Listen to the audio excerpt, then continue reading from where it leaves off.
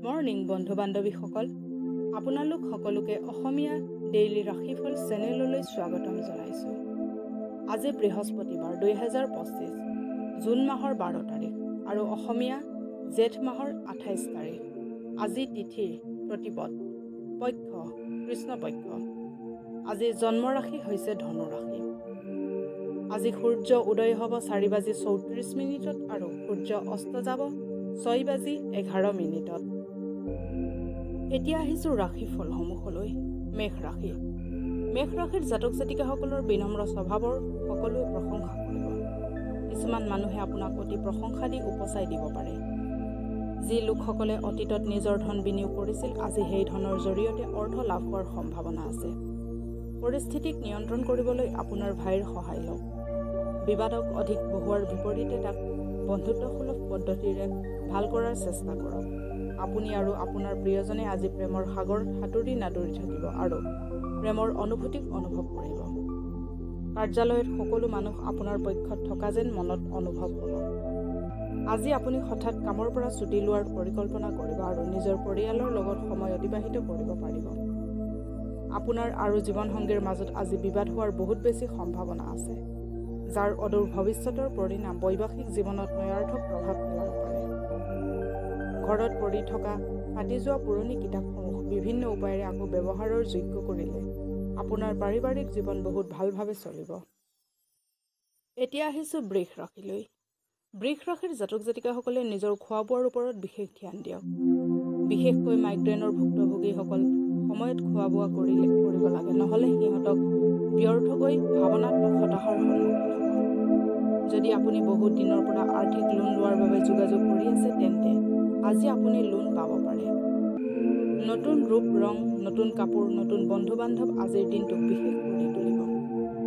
আপোনাৰ প্ৰিয়জনৰ মুড আজি ভাল নহ'ব, সেইবাবে জানি বুজি সকলো কাম কৰিব। নিজকে অভিব্যক্ত কৰিবৰ বাবে এয়াই ভাল সময় আৰু এনেকুৱা পৰিকল্পনাসমূহত কাম কৰক যি সৃজনাত্মক ধৰণৰ হয়। কিবা নতুন কামৰ আভাস পাব হ'লে আপুনি সেই বিষয়ে অনুভৱী লোকৰ লগত কথা পাতিব লাগে। যদি আপোনাৰ ওচৰত আজি সময় আছে, তেন্তে সেই ক্ষেত্ৰৰ অনুভৱী লোকৰ লগত মিলি কাম আৰম্ভ কৰি দিব লাগে। আপোনাৰ আৰু আপোনাৰ জীৱনসংগীৰ মাজত কোনোবা অচিনাকিৰ অশান্তিৰ কাৰণ হ'ব পাৰে। বিধাৰা গছৰ শিপা গোটেই ৰাতি এটা পাত্ৰত তিয়াই থৈ পিছদিনা পুৱা সেই পানীখিনি সেৱন কৰিলে আপোনাৰ পাৰিবাৰিক জীৱন সুখময় হ'ব। এতিয়া আহিছোঁ মিথুন ৰাশিলৈ। মিথুন ৰাশিৰ জাতক জাতিকাসকলে মাদক দ্ৰব্যৰ পৰা দূৰত থাকক, কাৰণ আপোনাৰ অধিক মদ্যপানে টোপনিত ব্যাঘাত জন্মাব পাৰে আৰু গভীৰ বিশ্ৰামত আপোনাক বাধা প্ৰদান কৰিব। যিসকল লোকে নিজৰ আত্মীয় অথবা ঘনিষ্ঠ বন্ধুৰ লগত ব্যৱসায় কৰিছে, আজি সিহঁতে ভাবি চিন্তি পদক্ষেপ লোৱাটো জৰুৰী, নহ'লে আৰ্থিক লোকচান হোৱাৰ আশংকা আছে। আপোনাৰ জীৱনসংগীৰ লগত অধিক বুজাবুজি কৰিলে আপোনাৰ জীৱনত সুখ, সন্তুষ্টি আৰু সমৃদ্ধিৰ আগমন হ'ব। আপোনাৰ প্ৰেমক নিয়ন্ত্ৰণত ৰাখক, নহ'লে এই সম্পৰ্কক আপুনি হলঠেকত পেলাব পাৰে। যাত্ৰা কৰিলে আপোনাৰ ব্যৱসায়িক সম্বন্ধ ভাল হ'ব। এই ৰাশিৰ জাতকসকল আজি ভাই ভনীৰ লগত ঘৰত চিনেমা অথবা খেল চাব পাৰে। এনে কৰিলে আপোনালোকৰ মাজত মৰম বাঢ়িব। জীৱন লগৰীৰ লগত মৰম আৰু ভালপোৱা কৰিবৰ বাবে বহুত সময় পাব আপুনি, কিন্তু আপোনাৰ স্বাস্থ্য বেয়া হৈ থাকিব পাৰে। ভাটৌ চৰাইক জলকীয়া খুৱাওক। এতিয়া আহিছোঁ কৰ্কট ৰাশিলৈ। কৰ্কট ৰাশিৰ জাতক জাতিকাসকলে জটিল পৰিস্থিতিৰ সন্মুখীন হ'ব লগা হ'ব পাৰে। সাহস হেৰুৱাই নেপেলাব আৰু ভাল ফল পাবৰ বাবে বহুত কষ্ট কৰিব লাগিব। এই অসফলতাসমূহক সফলতাৰ আধাৰ বনাওক। জটিল সময়ত আত্মীয় কামত আহিব। মা অথবা দেউতাৰ স্বাস্থ্যৰ ওপৰত আজি বহুত খৰচ হ'ব পাৰে। ইয়াৰ ফলত আপোনাৰ আৰ্থিক অৱস্থা বেয়ালৈ ঢাল খাব পাৰে, কিন্তু আপোনালোকৰ মাজৰ সম্বন্ধ কটকটীয়া হ'ব। সামাজিক গতিবিধি আজি বহুত ৰোমাঞ্চকৰ হ'ব, কিন্তু আপুনি এই ৰহস্য যাতে বেলেগৰ আগত প্ৰকাশ নকৰে। কাৰোবাৰ প্ৰেমত সফলতা লাভ কৰিবৰ বাবে কল্পনাক সত্যত ৰূপায়িত কৰক। অফিচত প্ৰত্যেক বস্তু আজি ভাল লাগিব। গোটেই দিন আপোনাৰ মনে ভাল থাকিব। নিজৰ ভুলবোৰত আপুনি কাম কৰা উচিত, সেইবাবে আপুনি নিজৰ বাবে সময় উলিওৱা উচিত। আজিৰ দিনটো আন দিনৰ তুলনাত আপোনাৰ জীৱন লগৰীৰ লগত ভালকৈ কটাব পাৰিব। সবল আৰ্থিক স্থিতি বজাই ৰাখিবৰ বাবে সদায় আহাৰ গ্ৰহণ কৰাৰ আগত ভৰি হাত ধুই ল'ব আৰু যদি এইখিনি কৰা সম্ভৱ নহয়, তেন্তে জোতা চেণ্ডেল খুলি আহাৰ গ্ৰহণ কৰিব। এতিয়া আহিছোঁ সিংহ ৰাশিলৈ। সিংহ ৰাশিৰ জাতক জাতিকাসকলে ধ্যান কৰিলে শান্তি লাভ কৰিব। আৰ্থিক লেনদেন আজি গোটেই দিন অবিৰতভাৱে চলি থাকিব আৰু দিন শেষ হোৱাৰ লগে লগে আপুনি অৰ্থ জমা কৰাটো সক্ষম হ'ব। এটা পাৰিবাৰিক ৰহস্যৰ ভেদ খোল খোৱাৰ বাবে আপোনালোক আশ্চৰ্য হৈ যাব পাৰে। আজি আপুনি প্ৰেমিকাৰ আগত নিজৰ জীৱনৰ সমস্যা ভাগ বতৰা কৰিব বিচাৰিব, কিন্তু তেখেতে নিজৰ সমস্যাৰ বিষয়ে কৈ আপোনাক বেছি চিন্তিত কৰি তুলিব। অফিচত প্ৰত্যেক ব্যক্তিয়ে আজি আপোনাক গম্ভীৰতাৰে শুনিব। আজি শহুৰৰ ঘৰৰ পৰা আপুনি বেয়া খবৰ পাব পাৰে, যাৰ বাবে আপুনি দুখী হৈ যাব পাৰে আৰু বহুত সময় এই কথা ভাবোঁতেই নষ্ট কৰিব পাৰে। আপোনাক আৰু আপোনাৰ জীৱন লগৰীক বৈবাহিক জীৱনত কিছু নিজস্বতাৰ আৱশ্যক আছে। সেউজীয়া ৰঙৰ জোতা ব্যৱহাৰ কৰিলে আপোনাৰ প্ৰেম জীৱন বহুত সহজ হৈ পৰিব। এতিয়া আহিছোঁ কন্যা ৰাশিলৈ। কন্যা ৰাশিৰ জাতক জাতিকাসকলৰ শাৰীৰিক লাভৰ বাবে বিশেষকৈ মানসিকভাৱে নিজকে অধিক শক্তিশালী কৰিবলৈ ধ্যান আৰু যোগৰ আশ্ৰয় লওক। ঘৰৰ সৰু সৰু বস্তুৰ ওপৰত আপোনাৰ আজি বহুত ধন খৰচ হৈ যাব পাৰে, যাৰ ফলত আপুনি মানসিক অশান্তিত ভুগিব পাৰে। কামৰ চিন্তাই আপোনাৰ মগজুত বেয়া প্ৰভাৱ পেলাব পাৰে, যাৰ বাবে পৰিয়াল আৰু বন্ধু বান্ধৱৰ বাবে সময় উলিয়াব নোৱাৰিব। কোনোবা আজি আপোনাক আপোনাৰ প্ৰতি থকা প্ৰেম প্ৰকাশ কৰিব। অফিচত প্ৰত্যেক বস্তু আজি ভাল লাগিব। গোটেই দিন আপোনাৰ মন ভালে থাকিব। চন্দ্ৰমাৰ স্থিতিক লক্ষ্য কৰি ক'ব পাৰি যে আজি আপোনাৰ বহুত খালী সময় হাতত থাকিব, কিন্তু তথাপিও আপুনি সেই কাম কৰিব নোৱাৰিব যি আপুনি কৰিব বিচাৰিছিল।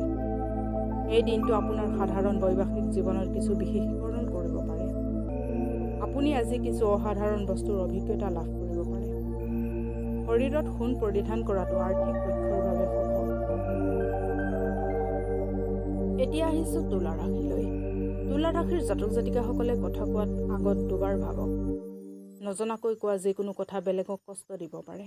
ব্যৱসায়িক লাভে আজি বহুতো ব্যৱসায়ৰ মুখত হাঁহি বিৰিঙাবলৈ সক্ষম হ'ব। আজিৰ দিনাখন বিনা একো বিশেষ কৰাতকৈ আপুনি সহজতে অন্য লোকসকলৰ ধ্যান নিজৰ পিনে আকৰ্ষিত কৰিব পাৰিব। আপোনাৰ সপোন আৰু বাস্তৱ আজিৰ দিনাখন প্ৰেমৰ লগত সানমিহলি হৈ যাব।